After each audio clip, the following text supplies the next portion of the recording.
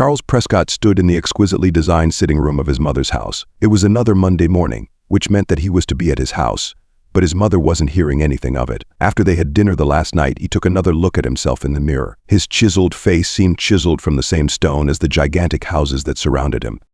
"Charles, darling, you should wear the navy blue suit for the meeting today. It makes you look more mature rather than this." His mother strode into his room with a cup of coffee in her hands. Charles closed his eyes, turning his face skywards.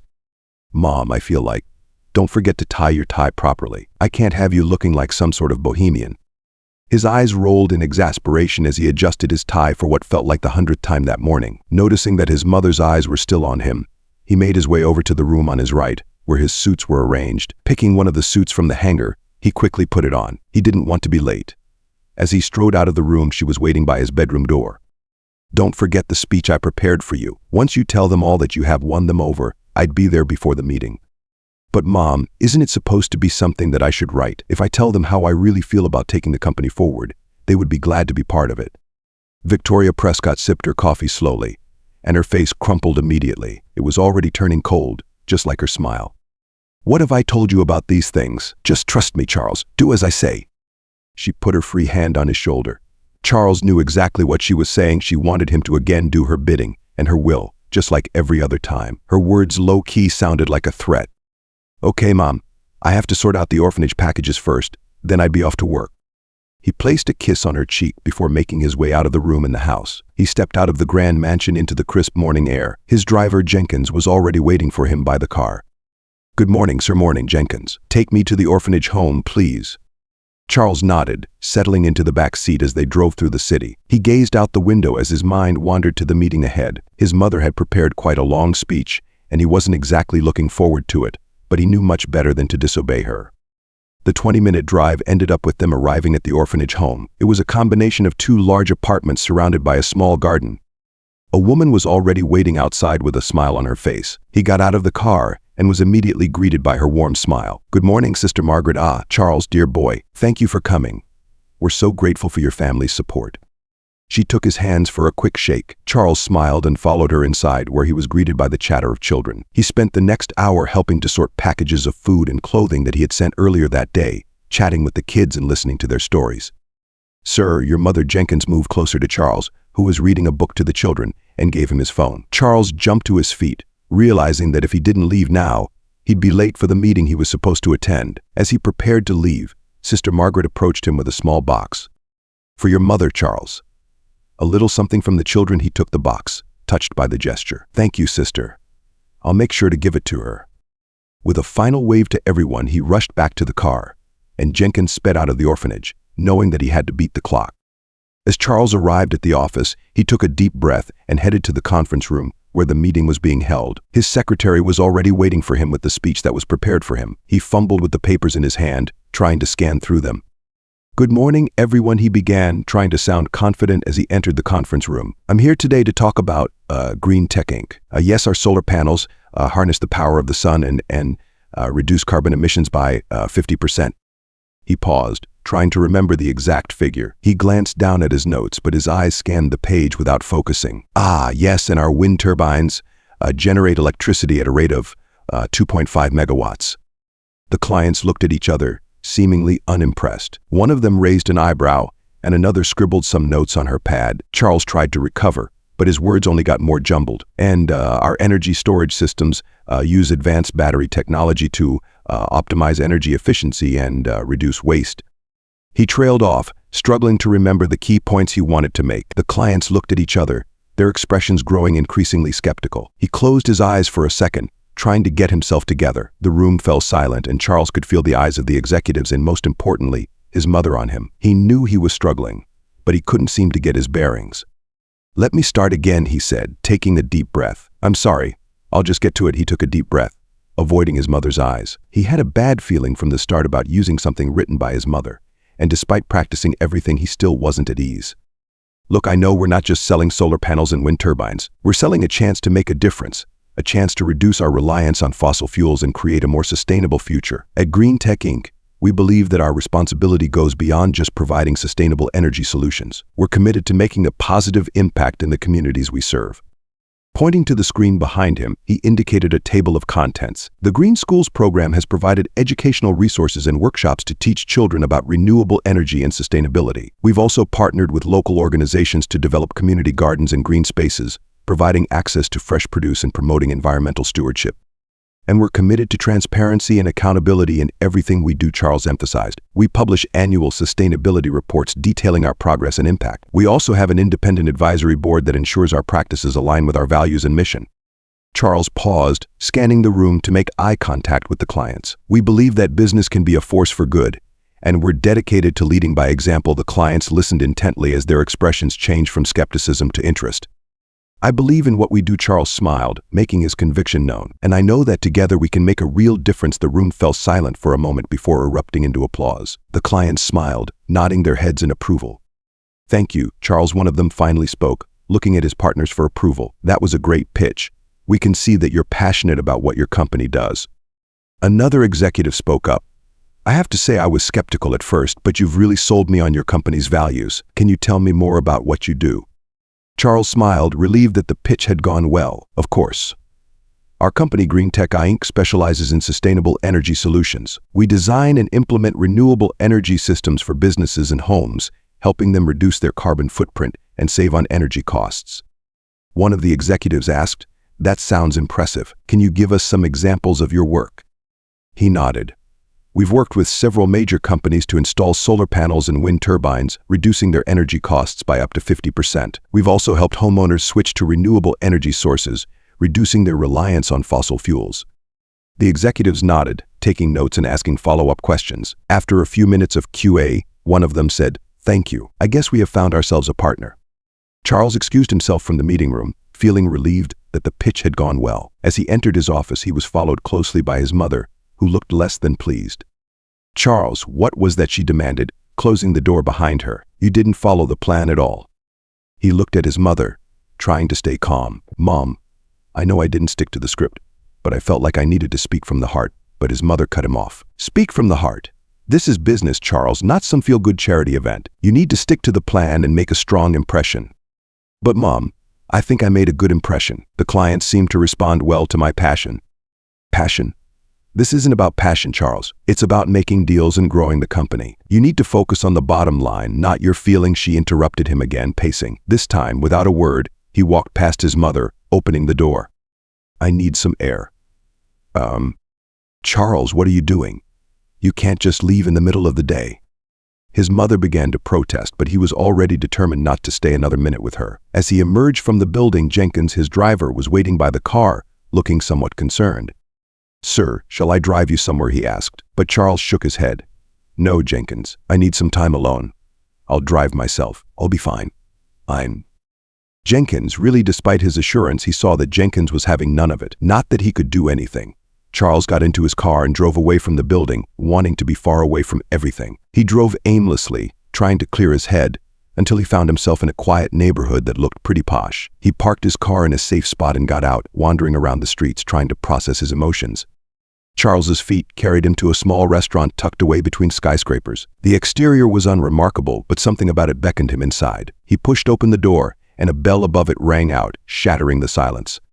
As he stepped in, his eyes adjusted slowly to the lighting, and he spotted a young woman wiping down tables with a white cloth. Her dark hair was tied back in a ponytail, and a warm smile played on her lips as she looked up and caught his eye. For a moment, they just stared at each other.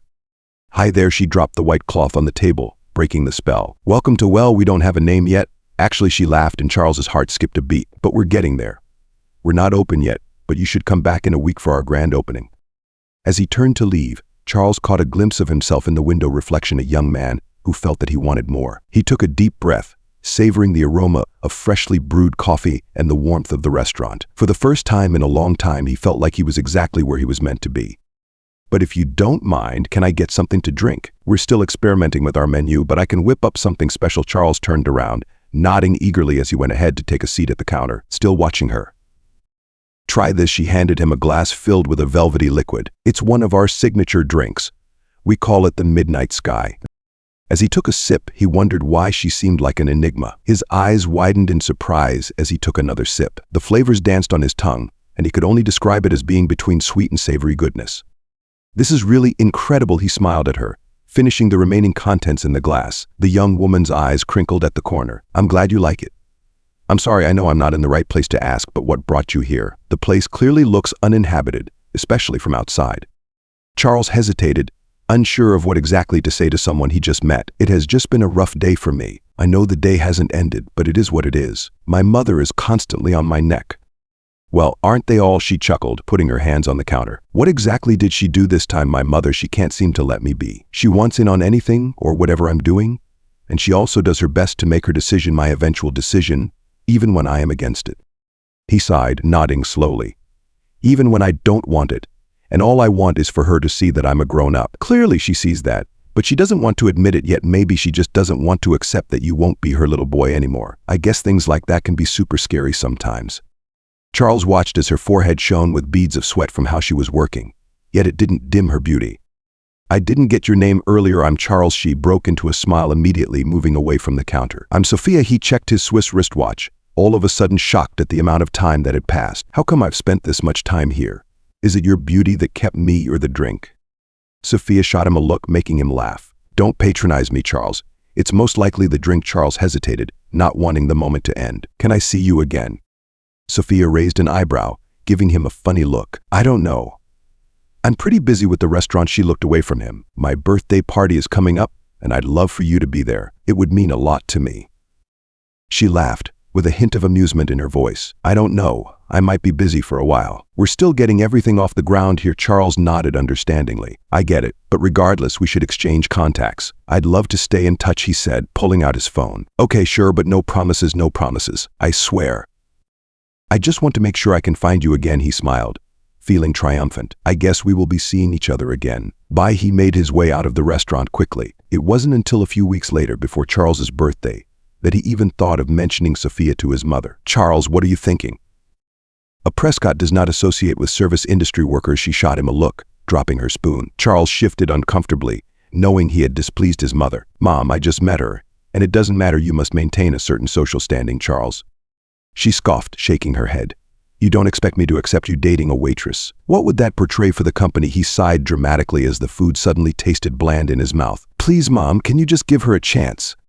She looks nothing like what you think. Victoria stared at her golden boy, the only son she had, and smiled. I've arranged a dinner for this weekend, and it was just supposed to be both of us. Now that you're telling me this, bring what's her name? Sophia. Thank you, Mom. She'll be here. He rose to his feet, excited that his mother had a change of heart. I'd better get going now.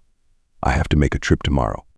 He was barely out of his mother's mansion when he texted Sophia about the dinner. He wanted to call her, but she had reprimanded him countless times about calling when she was working. Sophia, on the other hand, got his text while she was working. It wasn't what she had planned to do that weekend, but it didn't hurt to go. The weekend came by quickly, and Sophia arrived at the estate. She was taken aback by the grandeur of the gate entrance.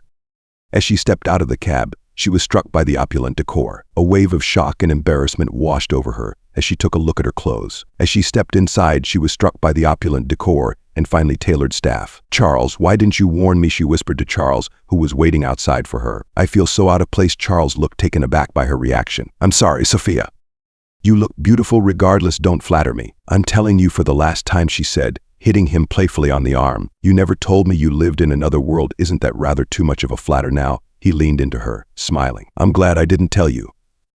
Now you wouldn't have accepted to even give me your number. Sophia was about to retort when she heard someone clap. Looking in the direction of the clap, she saw a gorgeous woman wrapped in a long black gown. I'd have left you two outside, but dinner is about to start. Sophia, darling, come. Sophia exchanged a look with a smiling Charles, who nudged her toward his mother's direction. That's my mother, Victoria Prescott. Sophia and Victoria walked into the mansion together, and Sophia tried her best not to drop her jaw in awe of how beautiful everything looked. As they got to the dining room, which in Sophia's opinion was bigger than the restaurant altogether, all the maids were lined up at the ends of the room. Charles pulled out a chair for her, making her smile as she sat down. He sat down by her side, just opposite his mother, who couldn't stop looking at them. As they were about to start eating, Charles's phone rang, and he picked it up. I'm sorry, but there's something I need to take care of now. I'll be back before you know it. He squeezed Sophia's hand softly before leaving the table. Well, dinner has to go on. He'll come join us soon, so eat. Victoria gestured to Sophia, who started to eat. Tell me, Rose, what inspired your interesting choice of attire? Sophia looked up, smiling. It's Sophia, Mom. I just thought it was a nice dress, I guess. Victoria smiled sweetly. Well, it's certainly eye-catching. And your profession? Tell me, what's it like being a waitress? It's a lot of experience, Mom. I get to interact with different people every single day, and it's fun in my books. Sometimes the restaurant has rush hours, which means everyone has to be up and doing. You talk of it as if it's a good thing. Sophia's eyes went eastward as she thought to herself. To me, it's better than doing nothing. Speaking of which, Charles's birthday ball is going to be the event of the season. The guest list is a veritable who's who of society, rivaling even the Grammys. I dare say it will be a night to remember. We have royalty, celebrities, and business moguls all attending. It's going to be a night of glamour and sophistication, unlike anything you've ever experienced, I'm sure. Victoria paused, taking a sip of her wine, savoring the moment and the venue. Oh, it's going to be breathtaking. We've rented out the entire estate, and the decorations are going to be exquisite. I've spared no expense in making sure this is a night to remember. After all, Charles deserves only the best. Sophia's eyes widened slightly at the mention of the high-profile event. She couldn't help but feel a twinge of hesitation about attending. Victoria's bragging had made her feel even more out of place. Oh, I'm sure it will be, Sophia replied, trying to sound nonchalant despite her growing doubts. As the evening drew to a close, Charles walked Sophia out, thanking her for coming. I'm sorry if my mother was a bit much, he whispered, holding her hands. Sophia smiled weakly. I had a good time. The only thing missing was you. You were gone for almost all of dinner time. I'm sorry. I'm really, really sorry, he said, bringing her in for a hug. The next day, Sophia received the dress along with a note from Victoria. Dear Sophia, I thought this dress would be perfect for Charles's birthday ball. Black tie events can be so intimidating. I wanted to help. Best, Victoria. Sophia touched the hem of the fabric, seeing that it looked expensive enough. What gladdened her heart more was the kind gesture from his mother. After yesterday's dinner, she was slightly convinced that Victoria didn't really like her, but this just showed that it wasn't the case. After she had settled down in her apartment, she rummaged through her wardrobe, looking for something nice to wear to his birthday. Nothing would make her repeat the mistake she made earlier with not dressing well. But she didn't have to do that again. She had something unique to wear. On the day of the event, she wore the elegant black dress that was clearly made out of a luxurious fabric, hugging her curves in all the right places. The dress fell just above her knees and had a nice neckline that didn't show much of her collarbone. She paired the dress with a pair of silver heels that added a few inches to her height.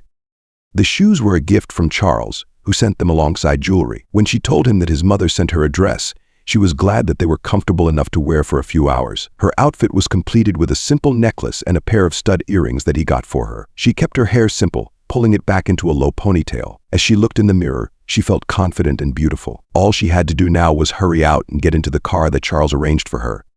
Sophia arrived at the mansion and was amazed by how beautifully decorated it was. As she reached the door, she was greeted by a team of security guards and event staff who were checking the invitations and IDs of the guests. Sophia approached them confidently, expecting to be let in without any issues. Good evening, welcome to the event, one of the staff members greeted, eyeing her up and down. May I see your invitation, please? She hesitated, realizing she didn't have an invitation. I'm a guest of Charles, she said. He invited me personally. The staff member raised an eyebrow. I apologize, but I need to see your invitation or confirmation email to let you in. Just then, a woman with an iPad and a stern expression approached them. I'm the event coordinator, she introduced herself and lifted the iPad to fit on Sophia's face. I'm afraid this woman isn't on the guest list. The event coordinator turned to Sophia. I'm sorry, but you're not allowed inside. You'll have to leave. Sophia stepped away from the entrance and pulled out her phone. She dialed Charles's number, hoping he would answer and clear up the misunderstanding. But the phone rang and rang with no answer. Sophia tried again, thinking maybe he was busy or didn't hear it, but again there was no answer. She sent him a text message, trying to keep her emotions in check. Hey, it's Sophia. I'm outside. They won't let me in. What's going on? But there was no response. Sophia felt a surge of worry and frustration. Why wasn't Charles answering her calls or messages? Charles's eyes scanned the room, searching for Sophia, who had informed him earlier that she was on her way. But as the minutes went by, he couldn't help but feel a bit distracted. If she had arrived, she would have come to say hi to him. Where was she? He assumed she was simply mingling with the guests, but as he made his way through the crowds, he couldn't shake the feeling that something was off.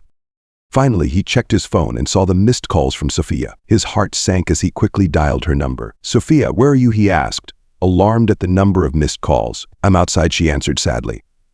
I wasn't allowed in. My name wasn't on the list. Charles's face fell as he realized the mistake. He quickly apologized and made his way to the entrance, where he found Sophia looking stunning in the dress his mother had sent her. But as he escorted her into the celebration, he couldn't help but notice the curious glances from the other guests. I'm so sorry. There must have been some kind of mix-up. Forgive me, please. Sophia glared at him for a while before walking over to where the champagne was and grabbing a cup for herself. For a moment she contemplated going home and forgetting about everything. Thank your stars that you came on time. Thank you for not leaving. He was about to say more when a man approached them, informing Charles that his attention was needed. I'm sorry, I'll be back in a jiffy. Just have fun. And with that he was out of her sight. At first Sophia tried to make the best of the night, but as the evening wore on she began to realize that something was off. People were looking at her strangely, and she couldn't shake the feeling that something was wrong. Excuse me, can you refill my drink? She asked someone who tapped her from behind. The others seemed all busy. Please be quick. Sophia glanced behind her shoulder, unsure if she was the one the lady was talking to. I'm sorry, but you are mistaken.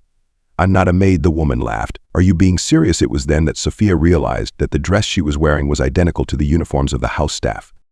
She was being mistaken for a mere servant, and the guests were finding it hilarious. I'm not a maid, she repeated again, much more to herself and not the woman. I'm a guest, but the woman looked at her scornfully and scoffed. Oh, sorry. I must have mistaken you for one of the help. Sophia felt embarrassed and furious at the same time. She knew she had to find Charles and get out of there as soon as possible. Sophia glanced around the place, looking for the restroom. She needed to avoid the mocking glances before they got to her.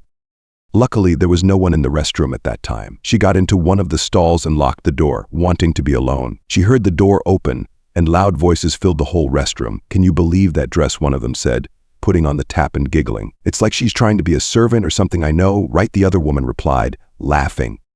I saw her trying to mingle with the guests and I was like, girl, you're not fooling anyone. Sophia felt a sting of embarrassment and shame. She couldn't believe she had been so blind to Victoria's plan. She had thought that the dress was a kind gesture, but now she realized it was just a cruel trick. She quickly left the restroom as soon as the girls left, trying to hold back tears. She couldn't take this anymore.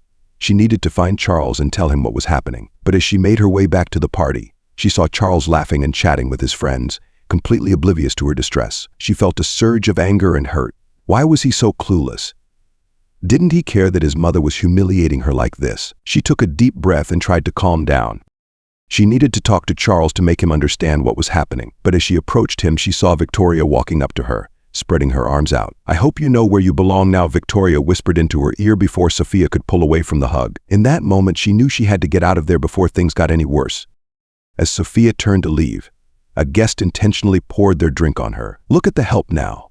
Why don't you go clean it? That's it. I've had enough, she thought. She closed her eyes, trying to hold back tears.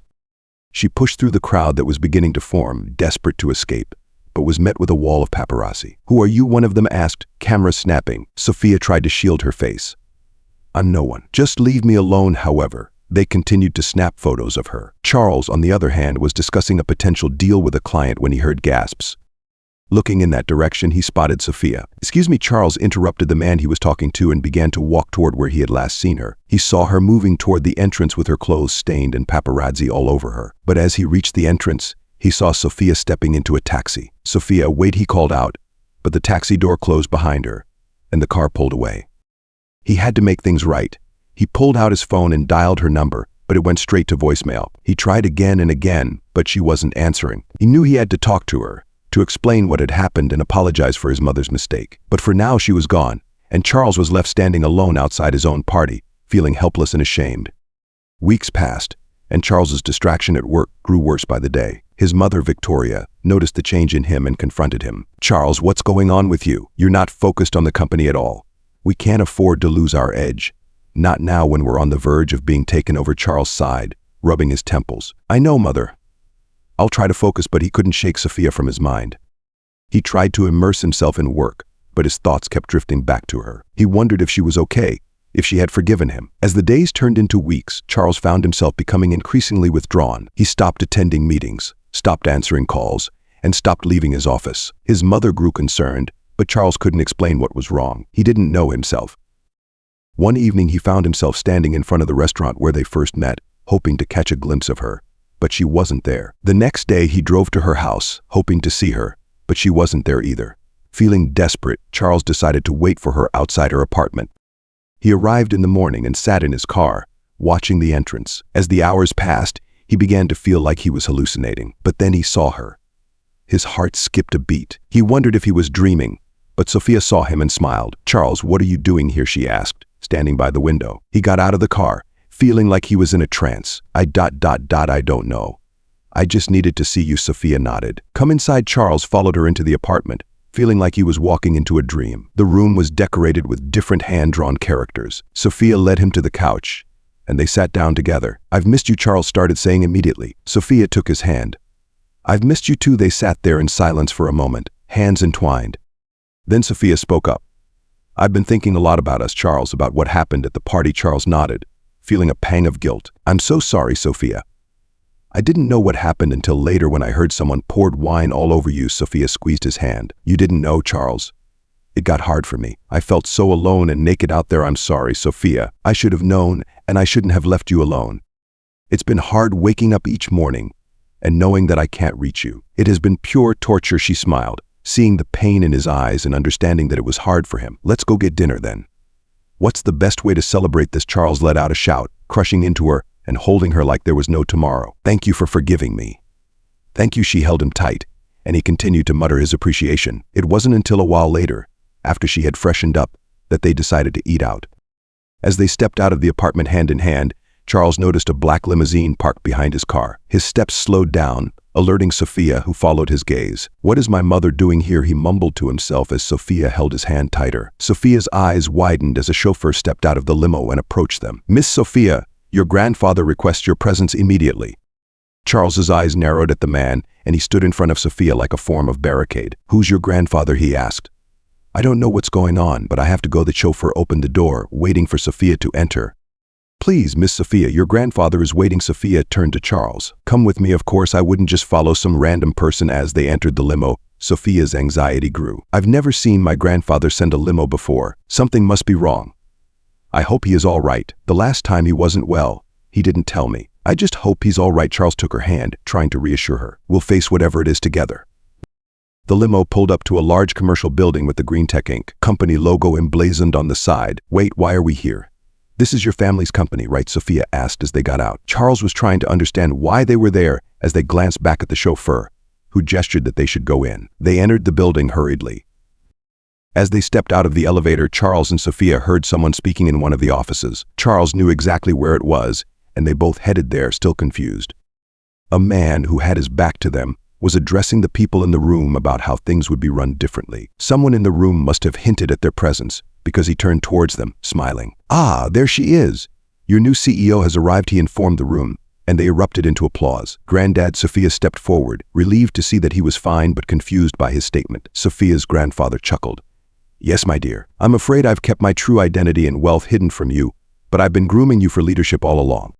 Charles's mind reeled as he tried to process the information. Sophia, the woman he loved, was now the CEO of Green Tech Inc. His mother had mentioned some issues concerning the next leader, but he wasn't in his right mind. Sophia's grandfather continued.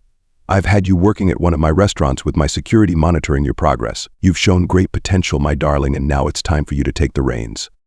Victoria's face turned pale, her eyes darting between Sophia and Charles. This can't be, she whispered. George's expression turned stern as he pulled Victoria into the office with Charles and Sophia. I know what happened at the birthday party. Victoria, treating my beloved granddaughter like that was unforgivable. Victoria's eyes darted between George, Charles, and Sophia as she felt the color drain from her face. I can explain. Sophia's grandfather, George, cut her off. No, you can't. My initial intention was to sell the company off in pieces, leaving you and your son with scraps after paying off the board. But seeing how much my granddaughter loves Charles, and how much he loves her, and knowing he wasn't a part of the scheme, I've changed my mind. Charles's eyes widened in shock. What do you mean? What happened at the party? Sophia took a deep breath. Her plan was to tell him at a better time. Your mother humiliated me, Charles. She made me wear a uniform identical to the staff, and people thought I was a servant. That's why that lady poured wine over me. Mom, is that right? Are they actually saying the truth? Why would you do such a thing to her? He moved closer to his mother, who was avoiding his eyes. It was then it hit him. He remembered when people shot them looks when she arrived at the event. It was why his mother didn't want him out of her sight after the incident on his birthday. This would be the last time we'd have a conversation. I never thought that you'd go as far as treating her so poorly. You should have been better than this. George nodded. I'm glad to see you're not like your mother, Charles, but I want to hear from you.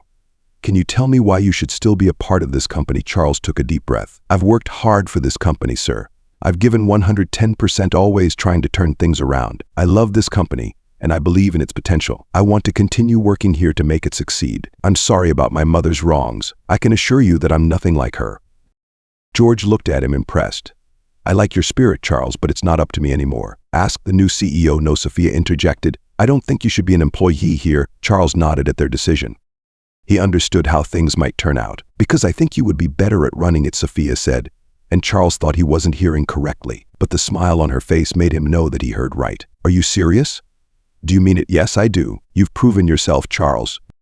You have the heart and the skills to lead this company to greatness." Charles drew her in for a hug as he inhaled the fragrance around her. "Thank you, my love." In the corner of the room, Victoria watched as her son and the girl she thought she had taken care of laughed and hugged each other. It was even more humiliating that her son wasn't paying attention to her. It was as if she didn't exist. She stood there until George invited them for a quick dinner celebration. It was then that she crumbled, falling to her knees as tears streamed down her face, wishing she could turn back the hands of time. She had expected a lot of things, but she didn't expect it to turn out so badly for her. She began to notice the shift when she went to her favorite social club for lunch. The maitre d' looked at her coldly, and the usual table by the window was given to someone else. "I'm afraid we're fully booked today." Mrs. Prescott Victoria was shocked. She had always been treated like royalty at this club. As she left, she saw her friends whispering and pointing at her. They quickly looked away, avoiding eye contact. Victoria felt a chill run down her spine. She tried to shake off the feeling, telling herself it was just her imagination. But as the days went by, things only got worse. She was no longer invited to exclusive events, and her phone calls were no longer returned. Her bank account began to dwindle, and she realized that her money couldn't take her anywhere. Victoria's world was crumbling around her. She had lost everything: her reputation, her friends, her status, and it was all because of her own cruel actions. She tried to reach out to her son Charles, but he refused to take her calls. He had disowned her just like everyone else, and that hurt the most. If only she had been more sensible and mature, she wouldn't have found herself in this mess. She hadn't imagined that one day everything she once had wouldn't be hers anymore. As Sophia pushed her baby stroller through the quiet streets of the neighborhood, she couldn't help but feel a sense of contentment. Her life had taken a dramatic turn since meeting Charles, and she was grateful for every moment they spent together. Their daughter, Esmeralda, was the light of their lives, and she couldn't imagine a future without her. She breathed deeply, taking in the sweet scent of blooming flowers and freshly baked bread wafting from the nearby cafes. She thought about her life and all the good things that had happened since meeting Charles. She remembered the way he had looked at her on their first date and the picnic they had. It was weeks after he had commenced work as the CEO of the company. She recalled the way he had held her hand while teaching her how to ride a bicycle, and she thought about their wedding day. That day had come by so quickly, but she wasn't nervous at all. She had what she had once thought she couldn't have. Her grandfather, always loving and doting, had done everything to make the day splendid for her. She couldn't have wished for anything more. And then, of course, there was Esmeralda, their beautiful daughter. Sophia's heart swelled with love as she thought about her little girl. As she rolled the stroller, Sophia felt grateful for this life she had built. She thought about the way Charles supported her, encouraged her, and loved her for who she was. She thought about how Esmeralda brought them joy and laughter every day. Sophia's heart was full as she walked, the stroller gliding smoothly over the sidewalk. She felt like the luckiest person in the world and knew she would never take this life or this love for granted. As she turned a corner, she sighted someone who looked so familiar. At first, she thought it was just her eyes playing tricks, but as she moved closer, she knew she wasn't seeing things. It was Victoria. The woman turned around, holding the hands of the children, one in each hand. When she saw that it was Sophia, she gasped and her eyes were immediately filled with tears. "Sophia, how are you?" Sophia smiled as she took in the sight of her mother-in-law, who seemed to have lost all the vibrancy she had years ago. Her once smooth skin had now gained wrinkles. "I'm doing fine. Who are these beauties with you?" She gestured to the little girls Victoria was holding. "Hi, darlings, how are you?" The children, who were busy staring at the nearby park, were oblivious to Sophia's greeting. "I'm sorry, Sophia," Victoria apologized out of the blue. "It's all right, Victoria. I don't have anything against you whatsoever. I'm sorry about everything that happened to you." Victoria's eyes welled up with tears. "I was so blind, Sophia. I thought money and status were everything, but I've learned my lesson. Being nice to people is what truly matters." She took a deep breath. "I'm glad you've learned that, and I want to offer you something, the company. It's yours if you want it." Victoria shook her head. "No, Sophia, I don't want it. I've realized that money isn't everything. I'm just grateful to have experienced the change." She paused, her voice trembling. "I know this is quite late, but this is my daughter Esmeralda." Victoria's gaze shifted to the baby. Sophia removed the cloth she used to cover Esmeralda and gestured for Victoria to see. "Victoria," she repeated, her voice trembling with emotion. Sophia nodded, smiling. Yes, that way we could remember you." Victoria felt a wave of emotion wash over her. No one had ever named a child after her before. She had always been the one who hurt people and caused pain and suffering, but now this beautiful, innocent child carried her name. Tears sprang to Victoria's eyes as she gazed at Esmeralda. She felt a sense of pride and joy that she had never felt before. She reached out a trembling hand and gently touched Esmeralda's cheek. "Oh, my dear," she whispered, her voice cracking with emotion. "I am so honored. I don't deserve it, but I am so grateful." Sophia smiled and hugged Victoria tightly. "You deserve it, Victoria. You deserve all the love and joy in the world." As Victoria held Esmeralda in her arms, she felt a sense of redemption wash over her. She knew that she had been given a second chance, a chance to make things right, to be a good grandmother to this little girl, to be a good person. "We want to go to the park. We want to go to the park," the little girls Victoria was holding chimed in unison. Victoria smiled and nodded. "Not today, kids, but I promise we'll have fun anyway." Sophia shot her a curious glance. "These little ones are from the orphanage home where I volunteer. I'm helping take care of them today. They don't have families, so I like to spend time with them and make them feel loved." "Oh, Victoria, that's amazing. I had no idea you were involved with an orphanage. How did you get started with that?" Sophia asked. Victoria's eyes softened. "I realized that I had been given a second chance, and I wanted to use that to make a difference in the lives of others. These children deserve love and care, and I'm happy to be able to provide that for them." "You know," Victoria continued, "I've been thinking, despite our past differences, I'd like to extend an olive branch. Would you like to come over to the house for dinner sometime?" Victoria was taken aback by the invitation. She hadn't expected Sophia to reach out to her, especially after everything that had happened. I don't know," Victoria said hesitantly. "I'm not sure that's a good idea." Sophia nodded understandingly. "I know we haven't always seen eye to eye, but I think it's time for us to put the past behind us. We're family after all, and I'd like to get to know you better. I'm sure it's time for Charles and you to come back together." Victoria was touched by Sophia's words. She had never expected her estranged daughter-in-law to reach out to her like this, especially when she had treated her so badly. "Okay," Victoria finally nodded. "I'll come over for dinner, but just me, not the kids from the orphanage." Sophia smiled. "Of course, just you. I'll make sure to cook something special." Victoria stood outside Sophia's house, taking a deep breath before ringing the doorbell. She hadn't seen her son Charles in years, and wasn't sure what to expect. The door opened, and Sophia smiled warmly. "Victoria, come on in." Victoria stepped inside, her eyes scanning the room until they landed on Charles. He looked older, more mature, but his eyes still held a hint of the pain she had caused him. "Charles," she called out, not moving from her spot. "Mother," Charles said, his voice carrying a mix of surprise and wariness. Victoria took a step forward, her hands extended. "Charles, I don't know where to start. I'm so sorry for everything I did. I was wrong to treat you the way I did." Charles looked at her warily, but Sophia stepped forward, placing a hand on his arm. "Charles, please hear her out," he nodded, and Victoria continued, "I know I can never undo the pain I caused you, but I want you to know that I love you. I always have, and I'm proud of the man you've become." He looked at her, his eyes searching for sincerity. What she had done had hurt him deeply, things that took him time to get over, but now she was here. And slowly he nodded. "I love you too." Mother Victoria felt a lump form in her throat as Charles opened his arms, and she stepped into them, holding him tightly. The world seemed to stand still at that point, like they were the only ones there. "I'm so sorry," she whispered, tears streaming down her face. She didn't bother to wipe the tears from her face. Charles held her, his own eyes wet with tears. "I forgive you, Mother. I forgive you." As they hugged, Sophia smiled, feeling peaceful. This was what she had wanted for so long, Charles and Victoria reconciling. After a few moments, Charles stepped back, smiling. "Let's go sit down. We have a lot to catch up on." Victoria nodded, smiling, and the three of them sat down in the living room, talking and laughing together as they were meant to.